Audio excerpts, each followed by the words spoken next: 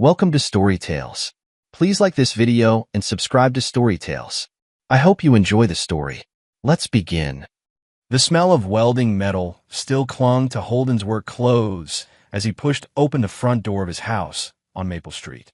The porch light cast a yellow glow across the peeling paint he'd been meaning to fix for months. Inside, the house felt cold despite the June heat outside. "I'm home," he called out, setting his toolbox by the door. Marla appeared from the kitchen, wiping her hands on a dish towel. Her blonde hair was pulled back in a ponytail, and she wore the same jeans and green sweater she'd had on that morning. She looked at him with the same neutral expression she'd been wearing for weeks now. "Dinner's in the fridge," she said. "I already ate." Holden studied her face. "You could have waited. You said you'd be home by 6. It's almost 8. The Henderson job ran late. I told you that might happen." He walked toward the kitchen, expecting her to follow. She didn't. "Where's Nico?" "Upstairs. Homework." Holden pulled a plate from the refrigerator. Meatloaf and mashed potatoes covered in plastic wrap. "Cold." He put it in the microwave and listened to it hum while Marla gathered papers from the counter. "How was your day?" he asked. "Fine. What did you do?" She paused, her hand hovering over a stack of mail. "Cleaned. Went to the store. Normal stuff." The microwave beeped. Holden took out his plate and sat at the kitchen table. The food was too hot on the outside, still cold in the middle. He ate anyway. "I'll go check on Nico," he said after finishing half the meal. Marla looked up from sorting through bills. "He's busy. It's been 3 days since we talked. Maybe there's a reason for that." Holden set down his fork. "What's that supposed to mean?" "Nothing. Just leave him alone tonight." He stood up, chair scraping against the linoleum floor. "He's my son, too." Marla's jaw tightened. "I know whose son he is." Holden climbed the stairs, each step creaking under his weight. Nico's door was closed, music playing softly inside. He knocked twice. "Yeah, it's Dad. Can I come in?" A pause. "I guess." Holden opened the door to find Nico sitting at his desk, pencil in hand, sketching in a notebook. The boy looked up briefly, then back down at his drawing. "What are you working on?" Holden sat on the edge of the bed. "Just drawing." "Can I see?" Nico hesitated, then turned the notebook around. It was a detailed sketch of the woods behind their house, but dark and twisted, with gnarled trees that looked like reaching hands. "That's really good," Holden said, meaning it. "You got that from your mom's side." Nico shrugged. "I guess." "How was school today?" "Fine. Just fine." "Yeah." Holden tried a different approach. "You want to come out to the garage this weekend? I'm rebuilding the engine on the Mustang. I don't know anything about cars. I could teach you." Nico finally looked up at him. "What?" The question caught Holden off guard. "Because we're family. Because I want to spend time with you. Mom says you work too much to care about family time." The words hit like a punch to the gut. "Your mom said that?" Nico looked uncomfortable. "I shouldn't have said anything." "No, it's okay." "What else does she say?" "Nothing." "Can I get back to my drawing now?" Holden stood up slowly. "Sure. Just remember, whatever your mom says, I love you. That never changes." "Okay." Holden left the room feeling like he'd failed some test he didn't know he was taking. Downstairs, Marla was loading the dishwasher with sharp, quick movements. "He barely talks to me anymore," Holden said. "Maybe if you were around more. I work to support this family. You were to avoid this family." She slammed a plate into the dishwasher. "That's not true." Marla turned to face him, her green eyes cold. "When's the last time you asked me how I felt about anything? I ask you every day how your day was. That's not the same thing." She dried her hands and walked toward the living room. "I'm watching my show." Holden followed her. "What do you want from me, Marla?" She picked up the remote and turned on the television. "Nothing. I don't want anything from you anymore." The words stung worse than he expected. He watched her settle into the couch, her attention fixed on the screen like he wasn't even there. "I'm going to take a shower," he said. She didn't respond. Later that night, Holden lay in bed listening to Marla breathe beside him. She'd come to bed an hour after him, moving quietly in the dark. Now she lay on her side, facing away from him, the space between them feeling like a canyon. Around midnight, her phone buzzed on the nightstand. She reached for it quickly, the screen lighting up her face in the darkness. Holden kept his eyes mostly closed, watching through his lashes as she read something, then typed a response. The soft tapping of her fingers on the screen seemed loud in the quiet room. When she was done, she set the phone face down and settled back under the covers. But Holden had seen enough. The way she grabbed the phone so fast, the careful way she'd hidden the screen from him, the small smile that had crossed her face as she read whatever message had come through. Something cold settled in his stomach. He'd been married to Marla for 15 years. He knew her expressions, her habits, her tells. And right now, every instinct he had was screaming that something was wrong. The next morning, Holden stopped by Baked on Main before work. The smell of fresh bread and coffee hit him as soon as he walked through the door. Tessa looked up from behind the counter, flour dusting her dark hair. "Well, look what the cat dragged in," she said, grinning. "Let me guess, you want your usual. You know me too well." Holden leaned against the counter as she grabbed a coffee cup. "How's married life treating you?" Tessa poured the coffee and slid it across to him. "Same as always." "That bad, huh?" She studied his face. "You look tired. Just work stuff." Tessa grabbed a blueberry muffin from the display case. "On the house." "You're too skinny." "Thanks." Holden took a bite of the muffin. "Business good. Can't complain. Had Mrs. Patterson in here yesterday complaining about her neighbor's dog again.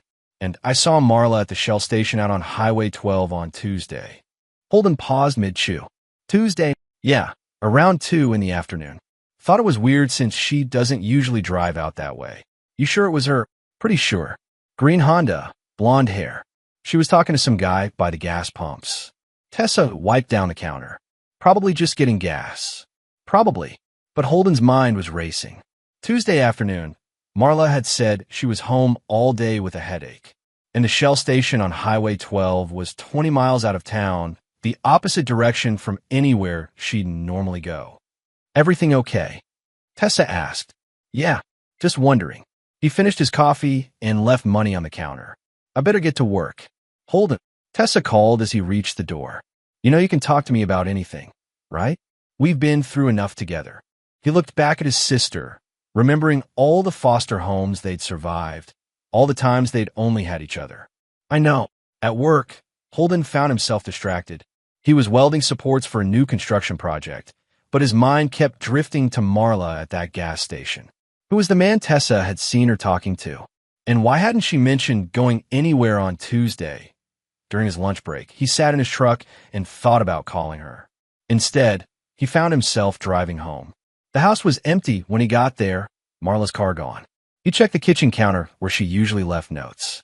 Nothing. He walked through the house, looking for something, though he wasn't sure what. In their bedroom, he opened the drawer where Marla kept her jewelry and papers. Everything looked normal. Too normal, maybe, like someone had been careful to put everything back exactly where it belonged. That evening, Marla announced she was going grocery shopping after dinner. "I'll come with you," Holden offered. "That's okay. You look tired. Just relax." She left at 7:30, giving him a quick kiss on the cheek that felt more like a duty than affection. Holden helped Nico with his math homework, then sat in the living room watching the clock. 8:30 came and went. Then 9. At 9:45, he heard the Honda pull into the driveway. Marla came through the door carrying 2 small grocery bags. "Long line at the store?" Holden asked. "Terrible." And they were restocking the produce section. She set the bags on the counter and started putting things away. "Milk, bread, a bag of apples." "That's it." "What?" 2 hours for milk and bread." Marla's hand paused on the refrigerator door. "I also stopped at the pharmacy. And I ran into Janet Miller. You know how she talks." Holden nodded, but something felt off. The groceries were cold enough, like they'd actually been in a store refrigerator. But Marla's story felt rehearsed. After she went upstairs to shower, Holden walked out to her car. The driver's seat was adjusted differently than usual, pushed further back. He checked the odometer and tried to remember what it had read that morning, but couldn't be sure. In the glove compartment, he found a receipt from the grocery store. The timestamp read 9:23 p.m., so she had been at the store, but only for the last 20 minutes of her 2-hour trip. Where had she been for the other hour and 40 minutes? Holden closed the car door and walked back inside, the weight of suspicion settling heavier on his shoulders. 2 days later, Holden was replacing the brake pads on his work truck when he heard the cars pull up. 3 vehicles, Sheriff Sloane's cruiser, Deputy Harker's patrol car, and an unmarked sedan. His hands stilled on the wrench as car doors slammed shut. Lance Harker appeared first, his face grim under his patrol cap. They'd known each other since high school, had played football together, shared beers on Friday nights before Lance became a cop, and Holden got married. Holden, Lance said, his voice careful and official. Lance. Holden wiped his hands on a rag and stood up. What's going on? Sheriff Sloane stepped forward, a heavy-set man with graying hair and eyes that had seen too much. Behind him came Detective Morris from the state police, a woman Holden didn't recognize. Holden Voss, Sheriff Sloane said, you're under arrest for the murder of your son, Nico Voss. The words didn't make sense. Holden looked from one face to another, waiting for someone to laugh, to tell him this was some kind of mistake. That's impossible, he said slowly. My son is. Mr. Voss, Detective Morris interrupted, you have the right to remain silent. Wait. Holden held up his hands. Wait just a minute. Nico is inside doing homework. This is crazy. Lance stepped forward, handcuffs ready. Holden, just cooperate. We'll sort this out. Sort what out? Holden's voice rose. My son is alive. He's in the house. As if summoned by his words, the front door opened. Marla stepped out, her face red and streaked with tears. She wore a black dress Holden had never seen before, and her hair was pulled back severely. Oh God, she said, her voice breaking. I can't believe this is happening. Holden stared at his wife. Marla, tell them Nico is inside. Marla looked at him with an expression he'd never seen before, fear mixed with something else, something that looked almost like triumph. Holden, she whispered, Nico is dead. The world tilted. What are you talking about? You killed him. Her voice got stronger. You killed our son. Turn around. Holden, Lance said quietly. Hands behind your back. No. Holden backed away. This is insane. Marla, what's wrong with you? Nico was at breakfast this morning. He was drawing at the table. Mr. Voss, Detective Morris said, we have evidence. Physical evidence. What evidence? Evidence of what? Your son's backpack was found in the woods. There was blood. Holden's mind raced. Then he's hurt. We need to find him. We found more than blood, Sheriff Sloane said. We found a wrench from your toolbox. Your prints are on it. Of course my prints are on it. It's my wrench. Holden looked at Lance, pleading. You know me. You know I would never hurt Nico. Lance's face was stone. I know what the evidence says. The evidence is wrong. Holden, Marla said, stepping closer, I know this is hard. But you've been so angry lately. So violent. Violent? Holden stared at her. When have I ever been violent? Last week, when you threw that glass against the wall. I set it down too hard. It slipped. And when you grabbed my arm. I never grabbed your arm. There are bruises, Marla said softly. I have pictures. The ground felt like it was shifting under Holden's feet. You're lying. And Nico was scared of you. He told me so. That's not true. He said you were getting worse. Angrier. He was afraid to be alone with you. Marla, stop. Holden's voice was hoarse. Why are you doing this? Detective Morris stepped forward. Mr. Voss, you're making this harder than it needs to be. Lance approached with the handcuffs again. Don't make me tackle you, Holden. Holden looked at his oldest friend, then at his wife, then at the other officers. 3 against 1, and they all believed he'd killed his own son. The son who'd been eating cereal at the kitchen table 6 hours ago. Where's Nico's body? He asked. We're still searching, Sheriff Sloane said. Because there is no body. Because he's not dead. Holden, Lance said gently, turn around. Holden felt the fight go out of him. Something was happening here, something bigger than he understood. But fighting now would only make it worse. He turned around and put his hands behind his back. The metal cuffs were cold against his wrists. I didn't hurt my son, he said as Lance led him toward the patrol car. I know, Lance whispered. I believe you. But right now I have to do my job. As they drove away, Holden looked back at his house. Marla stood on the porch, watching them go. Her tears had stopped, and her face was calm. For just a moment, she smiled. The Willow Creek jail had 4 cells, and Holden sat in the cleanest one, staring at gray concrete walls. Lance had brought him coffee and a sandwich from the diner, breaking protocol in small ways that said more than words could. "The DA's coming down from Portland," Lance said, sitting backward in a metal chair. "This is big, Holden. Murder of a child. I didn't kill anyone. I know that. But the evidence. What evidence exactly?" Holden leaned forward. "Tell me everything." Lance looked around, making sure they were alone. "Nico's backpack was found near the old Henderson cabin. You know the one, been empty for years. Someone burned it down 2 nights ago, and there was blood inside. On the walls, the floor. A lot of blood." Holden's stomach turned. "Whose blood?" "Lab says it matches Nico's blood type. DNA results will take longer." "What else?" "A wrench from your toolbox. The big one with the blue handle. Your fingerprints are all over it." Holden closed his eyes, thinking, "I've been missing that wrench for weeks. Thought I left it at a job site.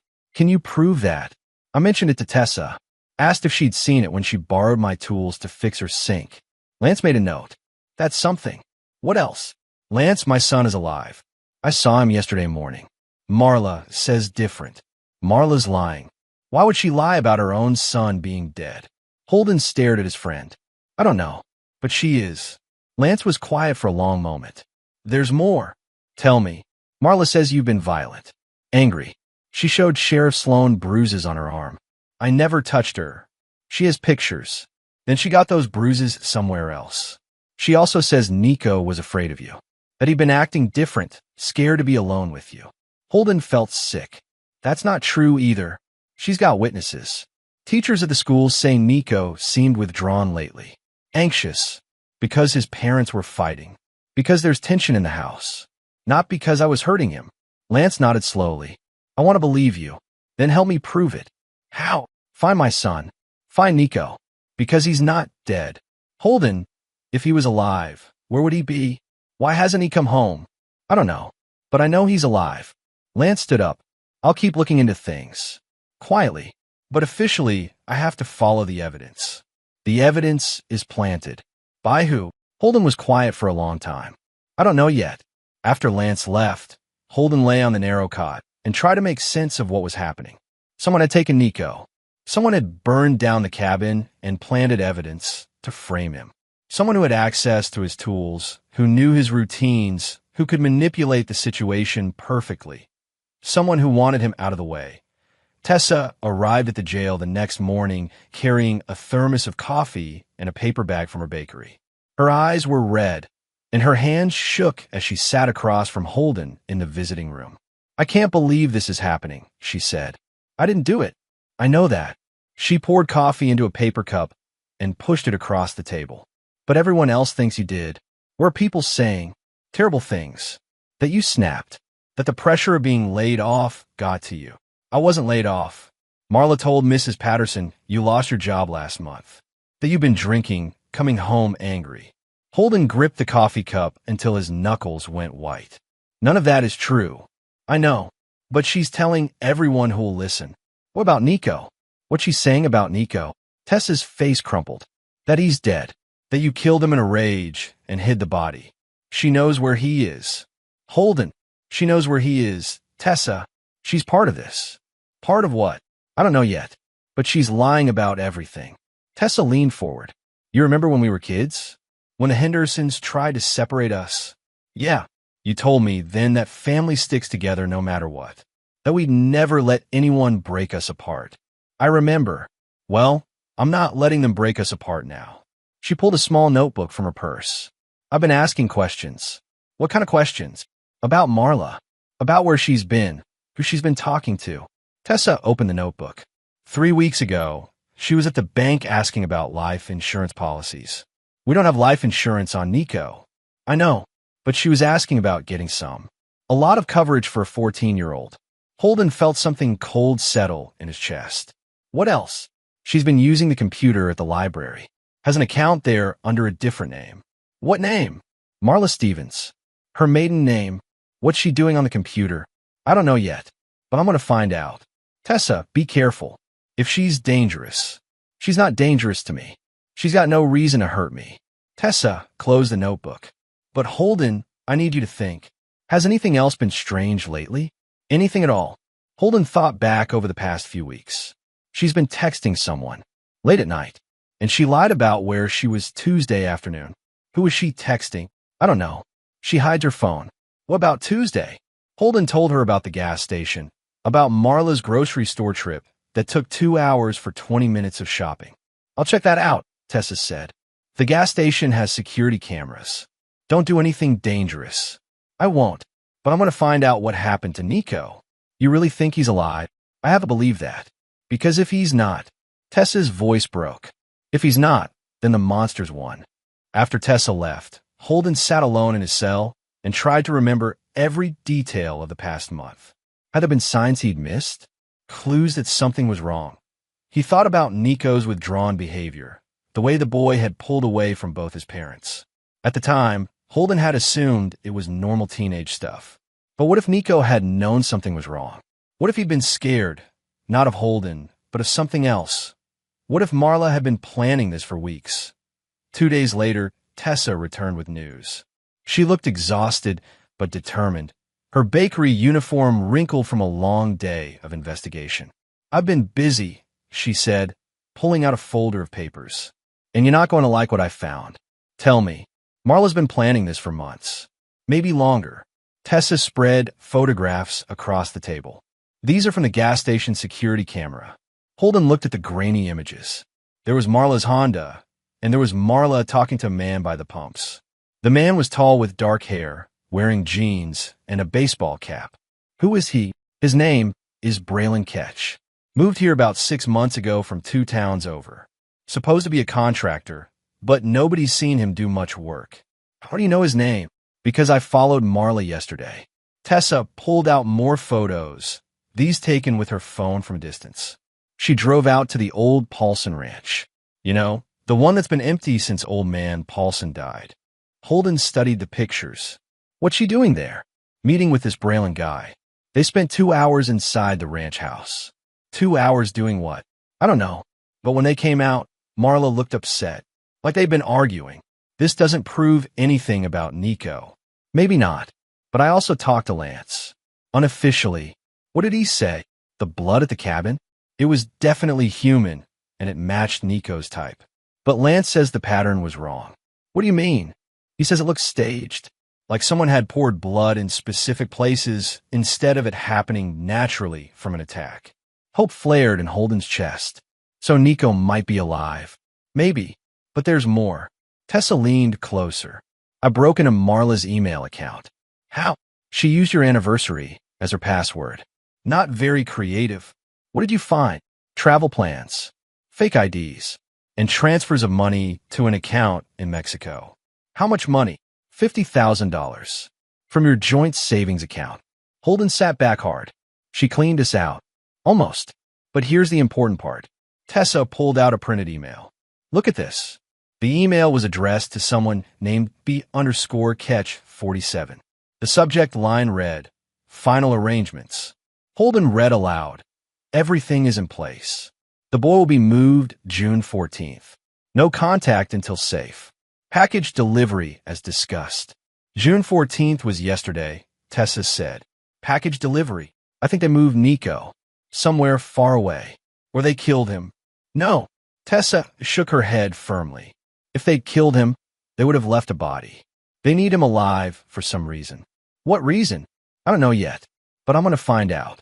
That evening, Lance Harker came to see Holden. He looked around nervously before sitting down. I shouldn't be here, Lance said.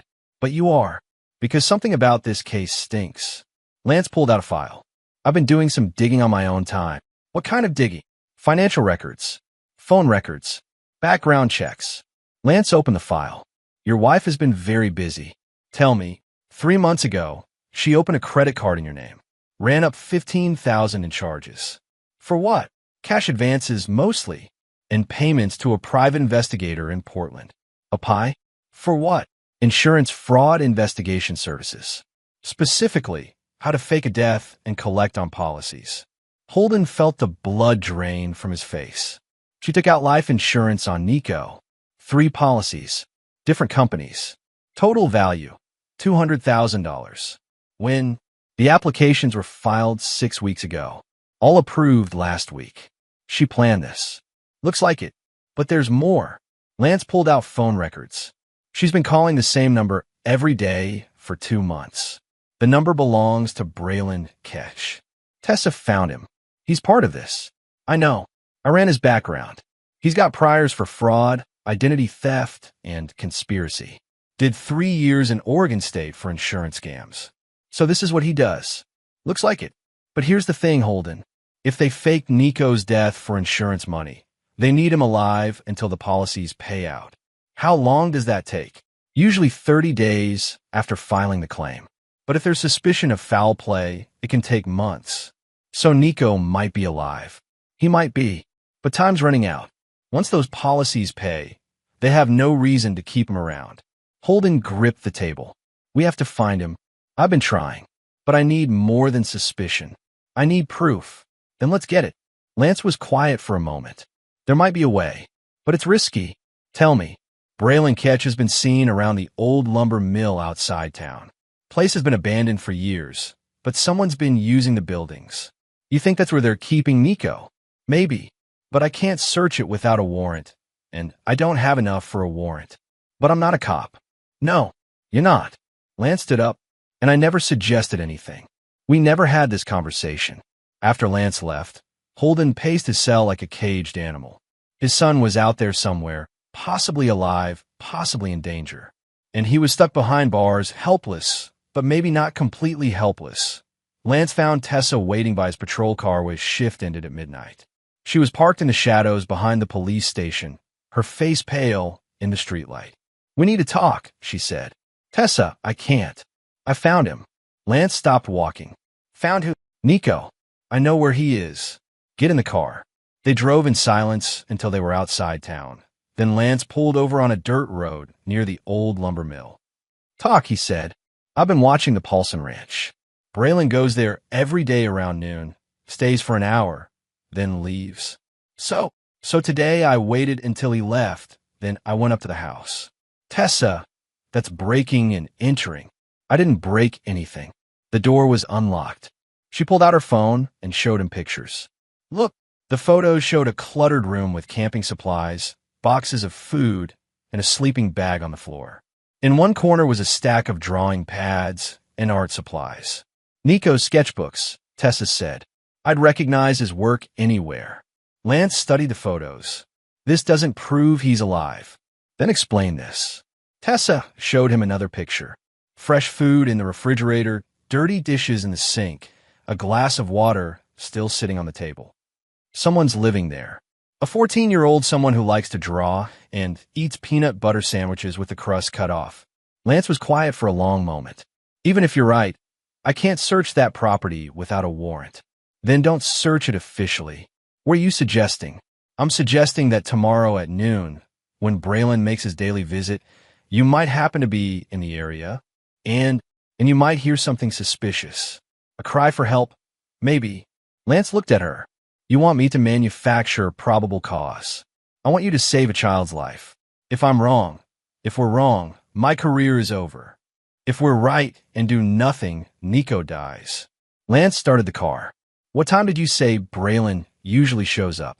The next day at 11:45 a.m., Lance parked his patrol car a quarter mile from the Paulson Ranch and walked through the woods.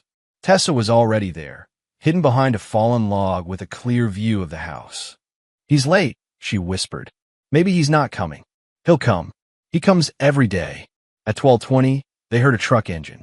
Braylon's blue pickup came down the dirt road and parked behind the house. He got out carrying a bag from the diner in town. Food delivery, Lance murmured. They watched Braylon go into the house. 5 minutes later, they heard shouting. No, I want to go home. The voice was young, frightened, and unmistakably Nico's. That's my probable cause, Lance said, drawing his service weapon that he approached the house carefully, Tessa behind him. Through a window, they could see Braylon standing over a thin figure curled on a couch. I said, eat it, Braylon was saying. I'm not hungry. You'll eat when I tell you to eat. Lance kicked in the front door. Police. Nobody move. Braylon spun around, his hand going his waistband. You can't be here. Hands where I can see them. You don't have a warrant. I have exigent circumstances. There's a child in danger. Nico looked up from the couch, his face thin and pale. When he saw Lance, he started crying. Deputy Harker? Is my dad okay? Your dad's fine, buddy. Are you hurt? No, but I want to go home. Braylon raised his hands slowly. This isn't what it looks like. Really? What does it look like? The kid was in an accident. I was helping. By keeping him prisoner. He's not a prisoner. Then why was he yelling for help?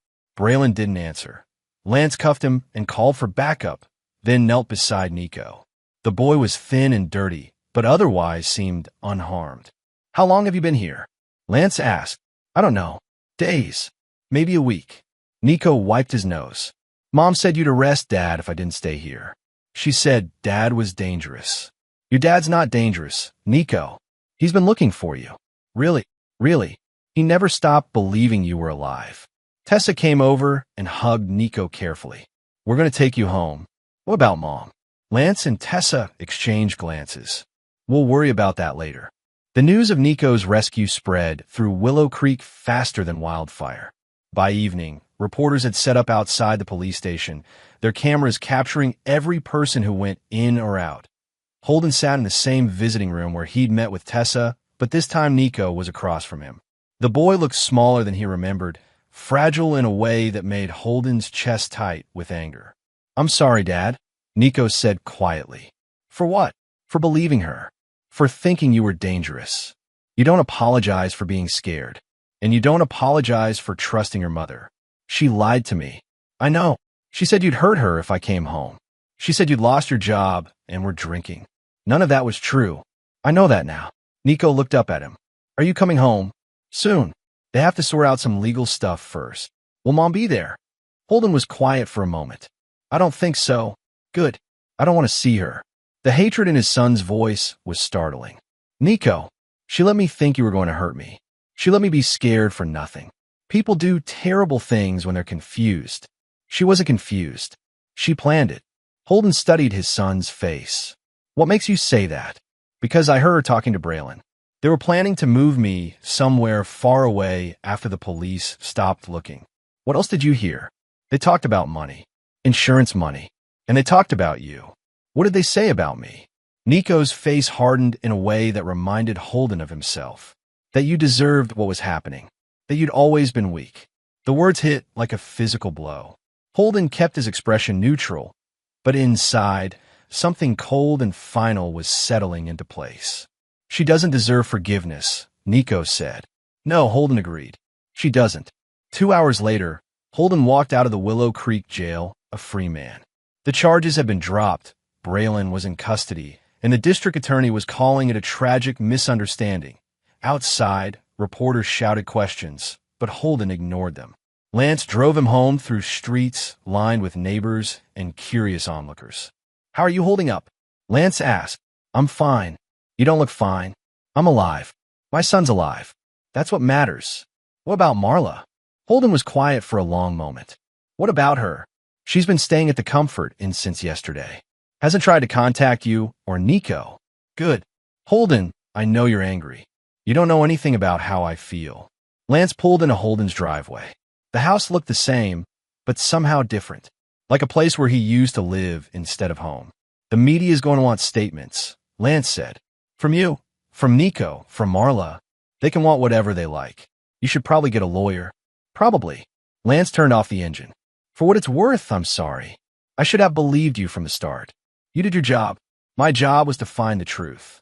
You found it eventually, after your son spent a week thinking his father was a monster. Holden looked at his oldest friend. That wasn't your fault. Feels like it was. It was Marla's fault. And his. Braylon. Yeah. He's going away for a long time. Kidnapping, conspiracy, fraud. Not long enough. Lance was quiet. Don't do anything stupid, Holden. I wouldn't dream of it. The next morning, Holden sat at his kitchen table drinking coffee and reading the newspaper coverage of Nico's rescue. The articles painted him as a wrongfully accused father, Nico as a brave survivor, and Marla as a troubled woman who'd made terrible choices. None of them mentioned insurance money. His phone rang. Marla's number. Hello, he said. Holden. Her voice was shaky. I'm so sorry. I was confused, scared. I didn't know what I was doing. Where are you? At the motel. Holden, can we talk? I need to explain. There's nothing to explain. Please. I made a mistake. A terrible mistake. But we can fix this. Holden almost laughed. Fix this. I love you. I love Nico. I wasn't thinking clearly. You took out life insurance policies on our son. Silence on the other end. You hired a private investigator to help you fake his death. More silence. You let me sit in jail for 3 days while our son was being held prisoner. Holden, you don't get to apologize your way out of this. What do you want from me? I want you gone. This is my home, too. Not anymore. Marla's voice changed, became harder. You can't just throw me out. I have rights. You kidnapped our son. I didn't kidnap anyone. Braylon took him. I was a victim, too. Try selling that story to someone who believes it. The insurance policies haven't been claimed. I never filed a death certificate. Because you got caught. Because I changed my mind. Holden hung up. An hour later, Tessa arrived with groceries and news. Marla's been busy, she said, unpacking food. Called 3 lawyers this morning. How do you know that? Because Mrs. Patterson saw her at the law offices downtown. She's trying to find someone to represent her. Good luck with that. She also went to the bank. Holden looked up from his coffee. What for? I don't know. But she was there for over an hour. The insurance policies. What about them? She's probably trying to claim them.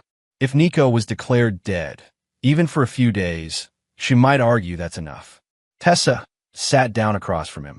Can she do that? I don't know. But I'm not going to let her profit from this. What are you thinking? Holden was quiet for a moment. I'm thinking Marla's always been greedy. And greedy people make mistakes. That afternoon, Holden called his insurance agent. Mr. Voss, the agent said, I'm so glad your son is safe. This whole situation has been terrible. It has.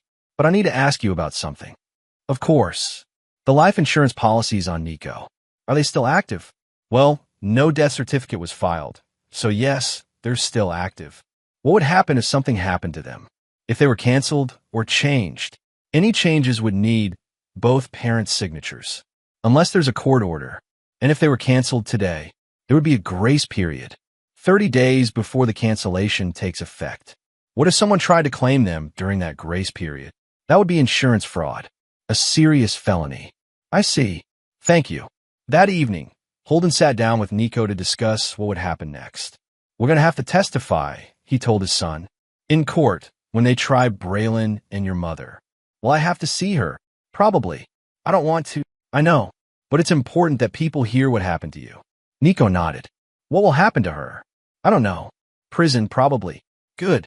Nico, I need to ask you something, and I need you to tell me the truth. Okay.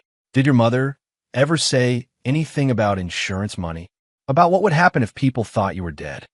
Nico thought for a moment. She talked to Braylon about it. Said something about policies that would pay out if I was gone. How much? A lot. Like, enough to buy a house somewhere else. Did she say where? Mexico, I think. Or maybe Costa Rica. Holden felt the last piece of the puzzle click into place. Thank you for telling me. Dad, yeah. I'm glad you didn't give up on me. I never would. Even when everyone thought you were guilty. Even then.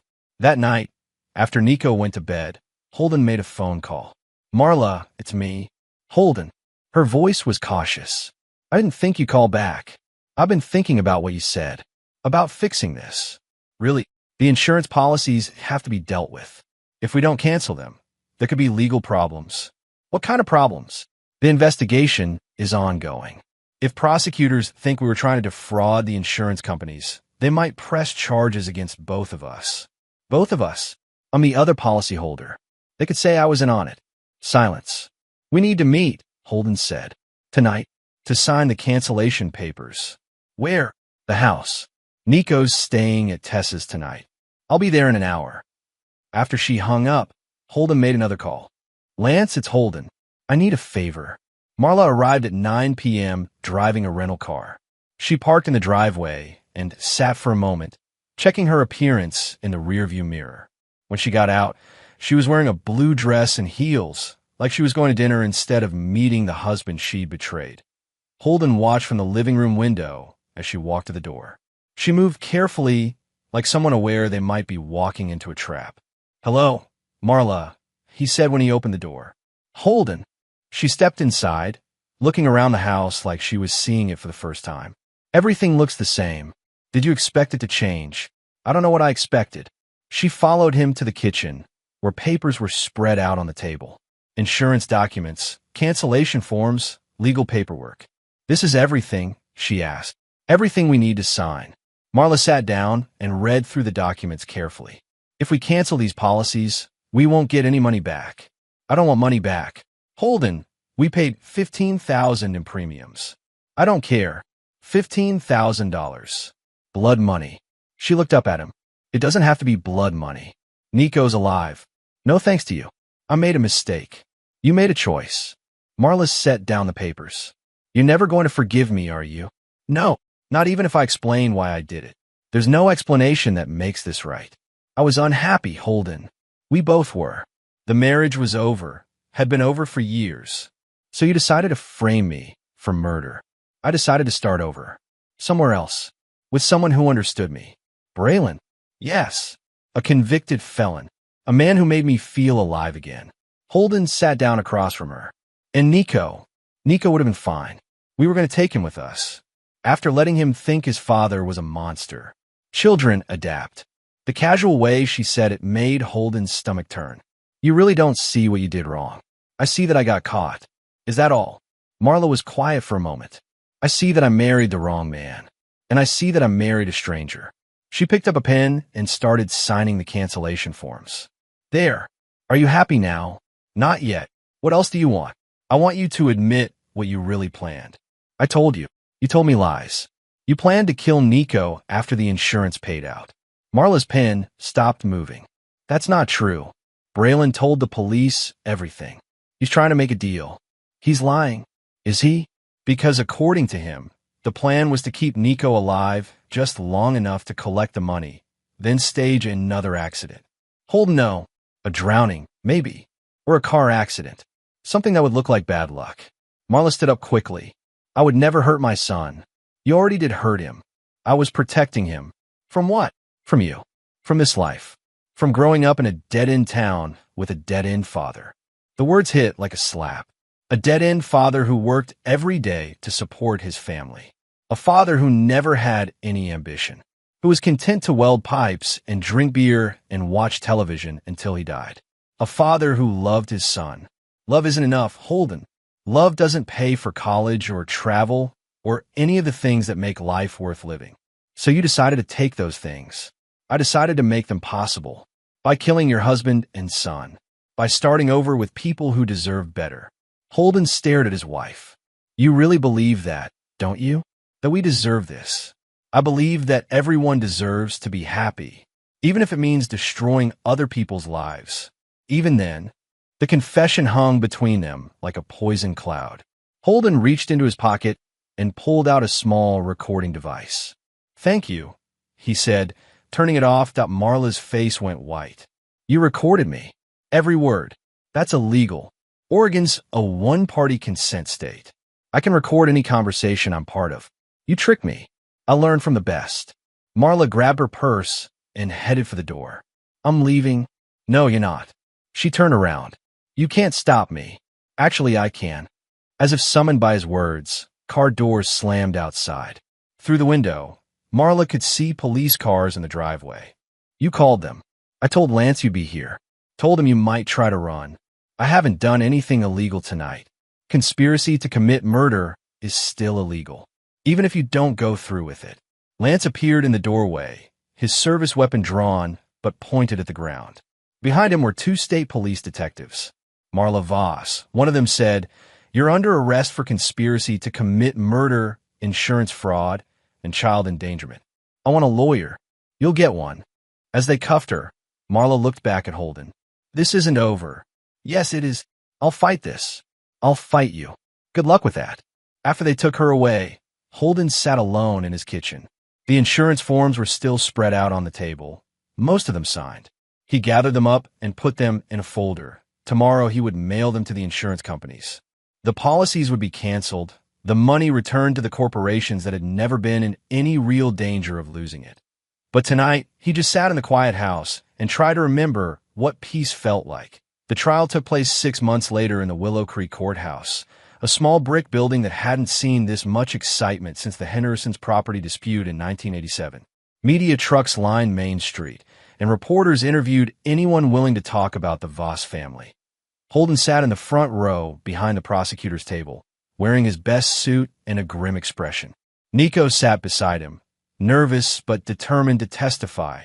Braylon Ketch had pled guilty to kidnapping and conspiracy charges in exchange for 20 years in prison and his testimony against Marla. His lawyer had argued that Marla was the mastermind, that Braylon was just a weak man led astray by a manipulative woman, that Marla's defense attorney tried a different approach.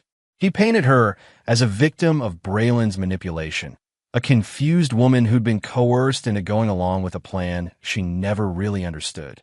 But the evidence was overwhelming. The insurance policies, the fake IDs, the money transfers, the recorded confession. Witness after witness took the stand to describe Marla's lies, her careful planning, her cold calculation. When Nico testified, the courtroom was silent except for the sound of his young voice describing his week in captivity. "She told me Dad was dangerous," he said, "that he'd hurt me if I came home. But Dad never hurt anybody." "Did you believe her?" the prosecutor asked. "At first, because she's my mom. You're supposed to believe your mom. When did you stop believing her?" "When I heard her talking to Braylon about money, about how much the insurance would pay when people thought I was dead. How did that make you feel? Like I wasn't her son anymore. Like I was just something worth money." When Holden testified, he kept his voice steady and his answers short. Yes, he'd suspected his wife was having an affair. No, he'd never threatened her or their son. Yes, he'd known something was wrong, but hadn't imagined anything like this. "Mr. Voss," the defense attorney said during cross-examination, "isn't it true that your marriage was troubled?" "Yes." "And that you and your wife had been growing apart?" "Yes." "And that you have a quick temper?" "I don't think so." "Never lost your temper with your wife or son?"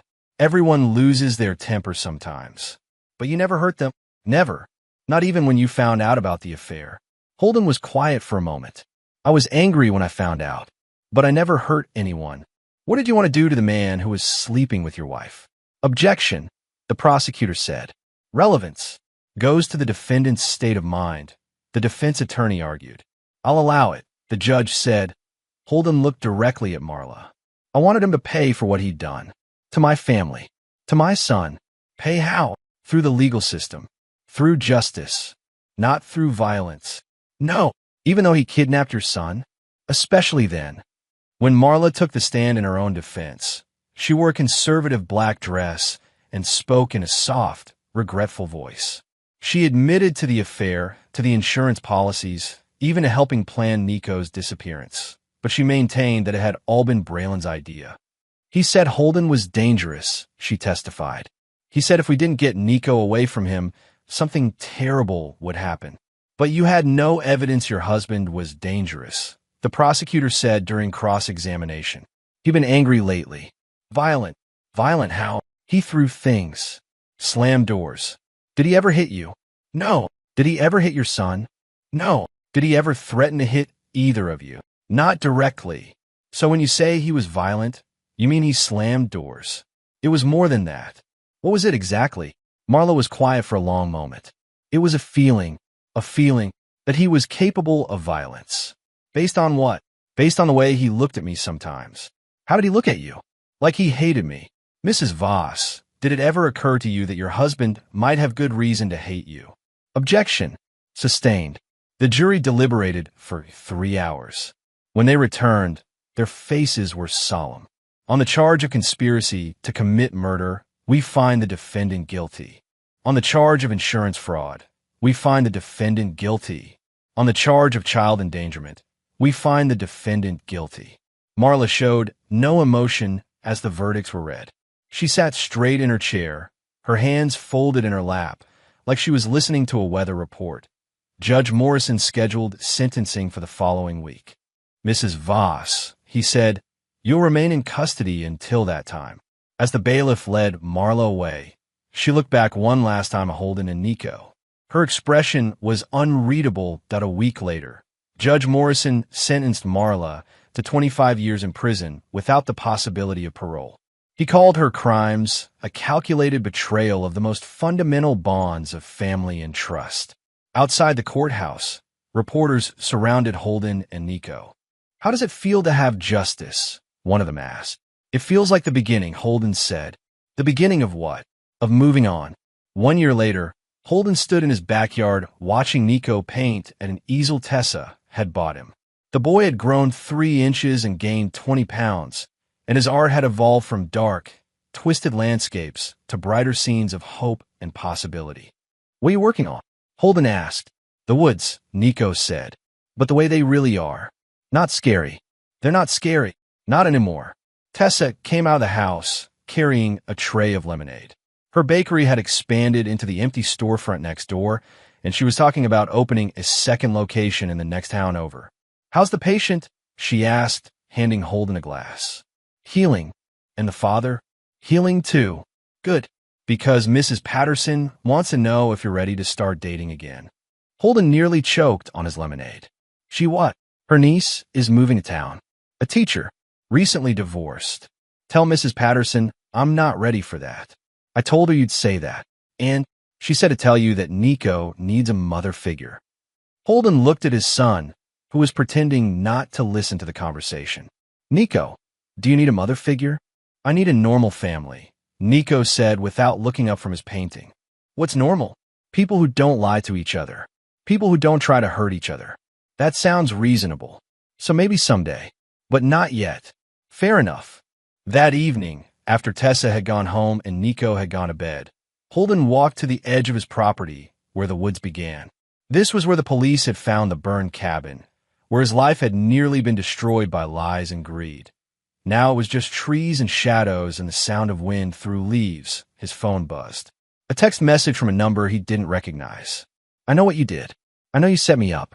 When I get out, I'm coming for you." Holden deleted the message without responding. Marla would be in prison for 25 years. By the time she got out, Nico would be almost 40. Holden would be in his 60s. A lot could happen in 25 years. Nico appeared beside him, wearing pajamas and bare feet. "Couldn't sleep?" Holden asked. "I heard your phone buzz. Thought it might be important." "It wasn't." "Was it her?" "Yeah." "What did she say?" "Nothing that matters." Nico was quiet for a moment. "Are you scared of her?" "No." "Why not?" Holden put his arm around his son's shoulders. "Because I learned something this year." "What?" "That the truth is stronger than lies. That love is stronger than hate. And that family is stronger than anything else. Even when family hurts you, especially then." They stood together in the darkness, looking into the woods where secrets had once been buried and lies had taken root. But that was the past. The future stretched out ahead of them like an unmarked trail, full of possibility and hope. "You know what I think?" Nico said. "What?" "I think we're going to be okay." "Yeah," Holden said, tightening his grip on his son. "I think we are." In the distance, an owl called out across the forest, its voice carrying through the night like a promise that dawn would come, that new days were possible, and that sometimes the people who survive the darkness are the ones who refuse to let it win.